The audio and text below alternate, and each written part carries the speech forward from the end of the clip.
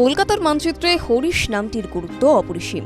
বিশেষ করে দক্ষিণ কলকাতার কালীঘাট এবং ভবানীপুর অঞ্চলের রাজনীতির অলিগলি যারা চেনেন তাদের কাছে হরিশ মুখার্জি রোড এবং হরিশ চ্যাটার্জি স্ট্রিট অত্যন্ত পরিচিত নাম।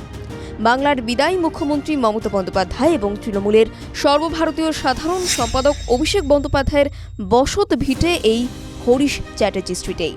আবার মমতা বন্দ্যোপাধ্যায়ের দীর্ঘদিনের নির্বাচনী কেন্দ্র ভবানীপুরের প্রধান সংযোগকারী রাস্তা হল হরিশ মুখার্জি রোড। কিন্তু এই দুই হরিশ আসলে কারা? অনেকেই নাম দুটি গুলিয়ে ফেলেন, তবে ইতিহাসের পাতায় এই দুই ব্যক্তিত্বের পরিচয় সম্পূর্ণ আলাদা।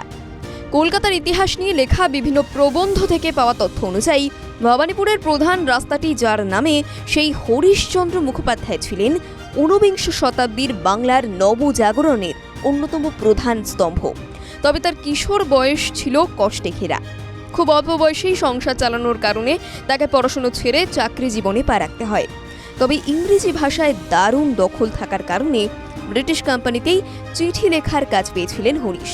কিন্তু তখন কি কেউ জানতো যে এই হরিশই ভবিষ্যতে সেই ব্রিটিশ আমলাদের বিরুদ্ধেই কলম ধরবেন? সময় এগোতেই হরিশচন্দ্র হয়ে ওঠেন নির্ভীক এক সাংবাদিক। তিনি ছিলেন বিখ্যাত হিন্দু প্যাট্রিয়ট পত্রিকার সম্পাদক। ব্রিটিশ আমলে যখন নীলকর সাহেবদের অত্যাচারে বাংলায় কৃষকদের পিঠ দেওয়ালে ঠেকে গিয়েছিল, তখন হরিশচন্দ্র তার কলমকে তলোয়ারের মতো ব্যবহার করতেন। তার শানিত লেখনী নীল চাষের বিরুদ্ধে গণ আন্দোলন গড়ে তুলতে সাহায্য করে। তিনি কেবল লিখতেনই না, নিজের উপার্জনের সবটুকু খরচ করতেন নীল চাষিদের আইনি লড়াইয়ে সাহায্য করতে। শোনা যায় তার বাড়িতে নীল চাষিদের অবারিত দ্বার ছিল। নীলকরদের করা মানহানির মামলা এবং লড়াইয়ের ধকল সইতে না পেরে মাত্র ৩৭ বছর বয়সে তার মৃত্যু হয়। মূলত তার অবদানের প্রতি শ্রদ্ধা জানিয়েই ভবানীপুরের এই দীর্ঘ রাস্তাটির নামকরণ করা হয়। অন্যদিকে হরিশচন্দ্র চট্টোপাধ্যায়ের নামটি যেন ইতিহাসে অনেক বেশি উপেক্ষিত। কলকাতার ইতিহাস নিয়ে লেখা নানান প্রবন্ধ বা লেখায় তার স্থান খুবই স্বল্প। তবে যতটুকু তার সম্পর্কে তথ্য পাওয়া যায়, হরিশচন্দ্র চট্টোপাধ্যায় ছিলেন ভবানীপুর অঞ্চলের এক গণ্যমান্য এবং বিত্তবান ব্যক্তিত্ব।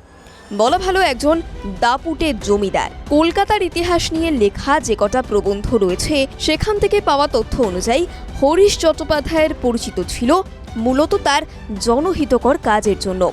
ভবানীপুর এবং কালীঘাট অঞ্চলের উন্নয়ন এবং জনকল্যাণে তিনি প্রভূত অর্থ এবং জমি দান করেছিলেন। কালীঘাট মন্দির সংলগ্ন এই এলাকায় তার পরিবারের ব্যাপক প্রভাব ছিল। লোকহিতৈষী এই মানুষের নামেই পরে রাস্তাটির নামকরণ করা হয় হরিশ চ্যাটার্জি স্ট্রিট। ভৌগোলিকভাবে হরিশ মুখার্জি রোড এবং হরিশ চ্যাটার্জি স্ট্রিট খুব কাছাকাছি হলেও এই দুই নাম কিন্তু ভিন্ন আদর্শের কথা বলে। একজন ছিলেন ব্রিটিশ বিরোধী আন্দোলনের বুদ্ধিজীবী কলমচি, আর অন্যজন ছিলেন সমাজসেবী এবং দানবীর ব্যক্তিত্ব। বাংলার রাজনীতিতে গত কয়েক দশকে এই দুই রাস্তাই সমার্থক হয়ে উঠেছে ক্ষমতার কেন্দ্রবিন্দুর সঙ্গে।